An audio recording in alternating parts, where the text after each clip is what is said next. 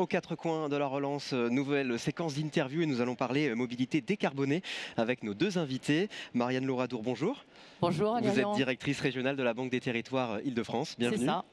Et François Dagneau, bonjour, vous êtes maire du 19e arrondissement. Bonjour monsieur le maire. Bienvenue dans le 19e arrondissement. Merci, effectivement. Alors un petit mot très rapide peut-être sur le 104, effectivement, ce lieu, très rapidement, présentez-le nous. Nous sommes ici dans un lieu emblématique de cet arrondissement qui a déjà plusieurs vies, puisque ça a été d'abord les halles des pompes funèbres parisiennes, avant d'être un peu abandonné et d'être transformé en un lieu culturel très vivant et qui accueille dans la période un centre de vaccination. Donc vous voyez la mobilité, la pluralité des usages de ce lieu magnifique qui est un joyau de notre patrimoine architectural. Et aujourd'hui, le Printemps des Territoires digitalisés. Et aujourd'hui, le Printemps des Territoires peut s'y épanouir. Il est le bienvenu, lui aussi. Merci pour votre accueil, en tout cas, dans le 19e arrondissement. Monsieur le maire, quel est l'enjeu, finalement, on parle de mobilité décarbonée, pour une ville dense comme Paris? Quelle est la politique de la ville sur ce thème?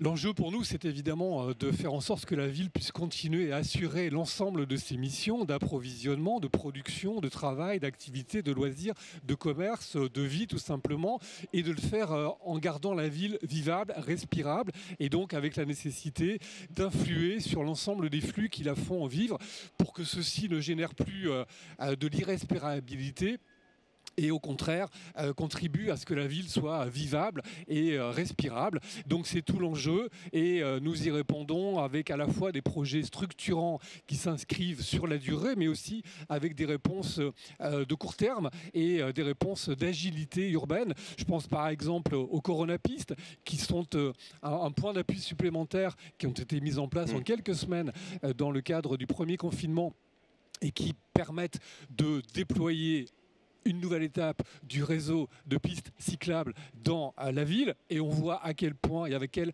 facilité beaucoup de Parisiens, pas tous les Parisiens, mais beaucoup de Parisiens se sont appropriés cette nouvelle façon de se déplacer, cette façon douce de se déplacer. Nous y travaillons, nous y répondons aussi avec la végétalisation en ville, la nature en ville. La ville, même dense, doit surtout, la ville dense, doit laisser davantage de place à la nature en ville, donc des process de végétalisation. Nous y associons aussi les habitants, les citoyens qui ont envie non seulement de bénéficier d'une ville plus verte, plus aérée, plus végétalisée, mais aussi d'en être des contributeurs et des producteurs et des coproducteurs en tout cas. Donc c'est aussi un deuxième volet de l'action. Et puis nous travaillons aussi sur le dernier kilomètre et la logistique du dernier kilomètre, parce que la ville doit aussi garantir ces process d'approvisionnement et le faire dans une ville qui se réinvente et se réaménage en laissant moins d'espace à la circulation automobile et au trafic, au flux routier classique.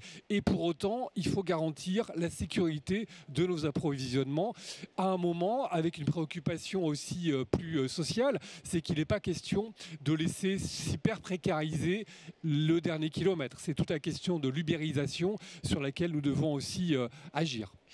Quand on parle effectivement de logistique de dernier kilomètre, j'imagine que toute la mobilité est étudiée, Marianne Louradour, et peut-être notamment aussi via l'axe Seine. Est-ce que c'est le cas ? Oui, alors vous avez vu que nous avons fait de la transition écologique et énergétique l'épine dorsale du plan de relance de la Banque des Territoires. Donc on est très mobilisé sur toute la mobilité décarbonée. On a investi d'abord dans des flottes terrestres, la flotte de taxis hydrogène Hype, la flotte de scooters électriques City Scoot, qu'on voit dans tout Paris et qui s'est développée maintenant dans les régions de France. On a investi dans des utilitaires et dans des voitures électriques en autopartage. C'est le concept de Clem, qui sera d'ailleurs tout à l'heure avec François Dagneau dans la plénière. Et puis aujourd'hui, on étudie le verdissement de la flotte fluviale sur le bief parisien. Et donc l'idée, c'est de se dire que sur cette modalité de déplacement, qui est déjà plus économe que les autres, mais qui est quand même en usage essence diesel, de proposer un rétrofit des moteurs pour les passer du carburant fossile à l'électrique avec une plateforme. Donc on a fait ça avec un partenaire financier et industriel, Neoté, une plateforme qu'on a réalisée d'investissement et industriel avec EDF et Mitsubishi. Et l'idée, c'est de proposer à tous les armateurs qui le souhaitent de changer leur moteur avec cette plateforme zéro émission. Donc ils viennent louer un moteur, on remplace le moteur, on fait à la fois la garantie technique du verdissement de cette flotte s'il y a un incident, on fait l'investissement pour leur compte parce qu'effectivement on sait qu'aujourd'hui les armateurs sont très fragilisés par la crise, et puis on fait ce modèle économique de remplacement par l'électricité de l'énergie fossile. Et ce projet, il en est à quelle étape ? Alors ce projet, eh bien, il a démarré. Okay. On est aujourd'hui en phase pilote. Il y a 13 bateaux qui sont déjà sur cette plateforme zéro émission. Alors on a pris les bateaux de tous les genres. On a pris des bateaux privés, on a pris des bateaux de plaisance, des bateaux mouches, des bateaux de restauration, d'événementiel, mais aussi des bateaux de transport de voyageurs et de transport de marchandises. Et là aussi, une nouvelle perspective pour la logistique, et la logistique notamment fluviale. Monsieur le maire, je sais. Allez-y, si vous voulez. Non, c'est la nouvelle frontière, effectivement, la logistique urbaine, c'est le fluvial qui offre des opportunités de développement et de diversification des modalités de distribution des marchandises en ville tout à fait importantes. Je sais que vous vous croisez, monsieur le maire, au conseil d'administration de la SEM Sogaris. Comment se passe finalement la relation avec la Banque des Territoires ? Alors on fait un peu plus que se croiser, on travaille étroitement ensemble, nos équipes et nous-mêmes évidemment. La Banque des Territoires est un partenaire incontournable et très précieux pour Sogaris, et qui concilie exigence sur l'ampleur des investissements qui sont réalisés et qui nécessite en effet qu'on regarde de très près de quelle façon et quel usage est fait de ces fonds. C'est la moindre des choses et c'est une exigence que porte en permanence la Banque des Territoires.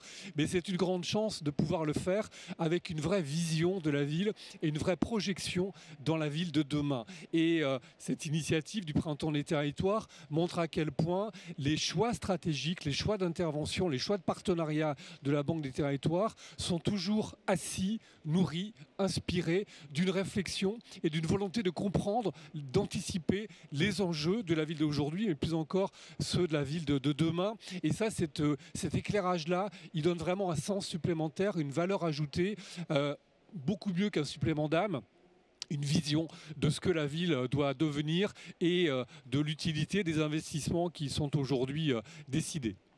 Merci beaucoup, monsieur le maire, et très bonne journée chez vous. On a terminé ce temps de parole. Merci Marianne Lauradour. Vous êtes directrice régionale de la Banque des Territoires Île-de-France, et monsieur le maire, vous êtes maire du 19e arrondissement. Merci à tous les deux.